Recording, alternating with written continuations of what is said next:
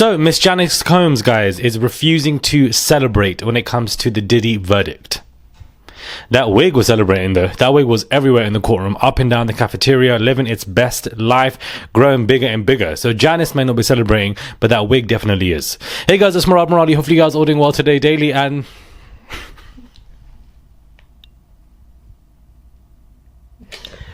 daily and consistent content, guys. Subscribe to the channel. Let's get straight into this video where she is refusing to celebrate. Miss Combs has a much more subdued reaction, according to Daily Mail, which spoke with Janice following the verdict. She wasn't in a celebratory mood. He avoided the worst charges, but Diddy still faces 2 lesser convictions, which could carry up to 20 years, which isn't going to happen. Whilst Diddy and his children were reportedly overjoyed by the outcome, Janice remained calm. She told reporters, "It hasn't been easy and it's not over yet. We're not making any plans because it's too soon." So I kind of have a different conversation in regards to this, because as you guys have said, as I've said to you guys, I've spoken with Janice. Other people around me sitting on my table spoke to Janice. Basically, picture it like a high school cafeteria and the teachers walking around talking to the students. That's basically what this was giving. We were all the students sitting there. Janice was the teacher going to different groups of people or walking past them waiting to be acknowledged. And somebody who was an avid supporter of Janice sitting next to me was basically like to her, "Oh, you trying to have a party? Like, I'm down to come to the party." And she said, "Oh, look, you trying to start some and she obviously was laughing, basically implying that, I'm down to have a party, but, not right now. I wouldn't say that she was jumping for joy. I mean, the wig was jumping. The wig was already outside the courtroom. The wig was already at JFK Airport. That's how the wig was gone. Do you understand? But I felt like she definitely was pleased, was more upbeat in the courtroom, walking around in the cafeteria, speaking to people. She seemed a lot more relaxed. Of course, in the past couple of days, she was waving to everybody as she was entering into the courtroom, acknowledging them. And so she always has had a subdued reaction. But I think that after the verdict, she seemed a lot more social. I definitely believe that she was pleased, but she's basically put out this statement via Daily Mail reaction to basically let people know that she ain't obviously doing anything until her baby comes home. She said to me herself, "My baby's coming home tonight." Well, of course, beloved auntie, the bail has been denied, so he's not coming home. He's currently still in prison. But clearly she was echoing somewhat of the same sentiment in regards to the fact that she was focusing on him coming home. That's what she wanted, and she wasn't going to really focus on anybody else around her. She's basically drowning out the noise. She's got a PR girl around her. She has a team around her, and she's not really trying to entertain any of the mess or the BS. She didn't get into any fights, altercations whilst during the trial, and I think that she did so well considering her age, and she is 84 years old. She had back issues sitting up there hearing everything, but of course, as a mother, you're going to defend and protect your son no matter what that son has done. Even if he's killed people, ran an enterprise, whatever, the mother's love is never going to run, because the mother has carried this particular person for 9 months. So she's always there to support him, but basically she's not excited right now.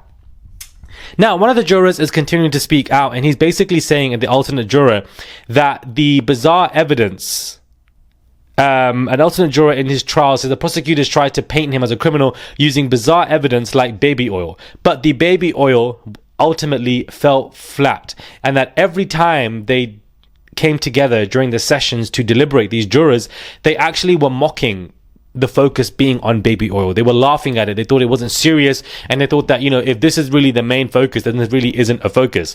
Mark Agnifilo sarcastically told jurors their streets were safer after the feds spent all the time and money seizing 1,000 bottles of baby oil, and of course they laughed. He added that even the free court videos featuring Cassie rubbing oil on a sex worker appeared consensual. Regarding the Molotov cocktail incident involving Kid Cudi's car and the alleged kidnapping of Capricorn Clark, the juror stated prosecutors did not prove it.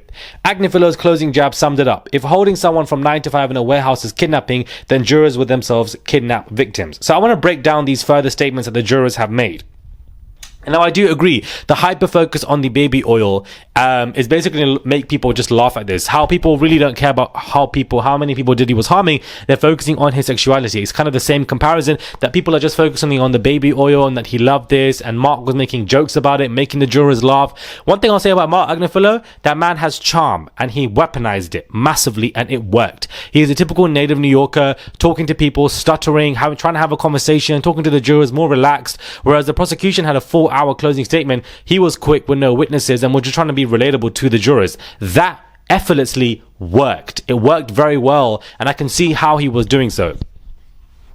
Now, in regards to the videos, they're basically stating that all of those tapes that they had watched, that a lot of it was consensual. Outside of the fact that they saw the video of Cassie being beaten down multiple times, majority of those intimate clips between Diddy and these people were consensual. They also state that Capricorn Clark's statement in regards to the Kid Cudi car, that prosecution simply could not prove it, and therefore they were kind of over it. And I thought the Capricorn Clark statement was the best. Now, I want to make it very clear to you guys that he didn't go down for RICO for multiple reasons. One reason people like to say is that he's not guilty, he's just a man who this was just DV. But I want to remind you guys that this guy did not go down for arson because LAPD destroyed that evidence. That was stated in the court. The fingerprints, it was destroyed. It was not attainable via LAPD. They weren't able to collect this information. Who destroyed that evidence? You really going to sit here and tell me that Diddy did not destroy that evidence? Everybody seems to forget this, and I don't understand why. This is why this man did not go down for RICO, because evidence was destroyed in regards to how his fingers prints and etc., or people that he knew's fingerprints were basically on that car. Now, the car wasn't blown up into pieces like a movie, but it definitely was damaged, and I feel like that was also hyped as well. But evidence was destroyed. He knew somebody that worked for LAPD, for somebody who was based in, Miami and LA, to collect that evidence and destroy it, and he paid them a certain amount of money. Very similar to how he paid the people money for the hotel video so that they wouldn't distribute it. I'm very confused in terms of RICO. I keep going back and forth, and I felt like there wasn't enough evidence to convict him. But that doesn't mean that I feel like he's not guilty of RICO, because I feel like he is still guilty of RICO. That's not just my personal opinion. There isn't enough evidence because the evidence was destroyed. Again, LAPD destroyed that evidence from basically what was stated in the courtroom. The serial numbers on the firearms in his home being rubbed off is simply one. The next one is the obvious drug trafficking this man was doing, even up to the point where they collected it in his hotel rooms, and then the drug mule and the fact that it was international. Multiple people corroborated these stories. Number three, of course, you have the fact that LAPD is destroying evidence. Like, I'm just so confused, because when you look at it like this, it's a very different conversation. Now, some people will argue when it comes to the sex trafficking count of Cassie said that she'd like some of the freak-offs, but that doesn't change the fact that she wouldn't be doing them if it wasn't for Diddy. Doesn't change the fact that she basically had injuries all over her body and couldn't leave the hotel until it healed.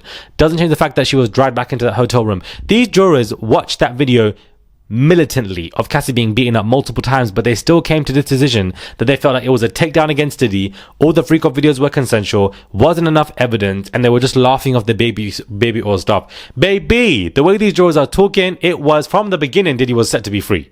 From the beginning, Diddy had nothing to worry about, nothing to panic about, and I'm telling you, it's because the majority of these jurors were men, and they were carrying that misogyny bias absolutely 110%, because this to me is crazy. Yeah, the baby oil stuff was, ridiculous to jump on 24/7, but at the same time, I just felt like this man clearly has just gone away with so much. It reminds me of the OJ trial. I feel like he's been acquitted. I don't think this man is innocent. I don't think this man is a good man, and I'm going to keep saying that because people are flipping and are basically trying to jump on Diddy's side, saying that, you know what, he was always a good person, he just had bad moments in his life. I don't believe any of that. You understand? This guy is the devil's son, 110%, and I'm not swaying on this. So these jurors and alternate jurors can keep coming with their statements. They can keep coming with whatever they want to say. It just mainly exposes you as idiots. And not only that, but George, this alternate juror, you weren't even in the main room. You weren't even in the main club. You were outside in the line, in the queue, trying to get in. You were trying to get into the club. They weren't letting you in, babes. So you can state that you were there deliberating with them, but you weren't there. You weren't part of the main jury. You were on the bench, bro. You're not part of the main football team. You're not part of the main soccer team. You were on the bench waiting to be put on, but you were never put on. And now you want to be sitting here looking like Mr. Bean, do every single interview and do media circuses like it's going to do something for you. I honestly don't understand, because after this, where do you go from here? Because we would like to figure this out. Where do you go from here? Back to your normal career. Back to your normal career. I don't understand. I wouldn't be surprised if these jurors are sitting out with Diddy's team and family child. I really would not be surprised. I really would not be surprised. The judge made it very clear that, do not contact the jurors and do not interview them and etc. after everything has happened.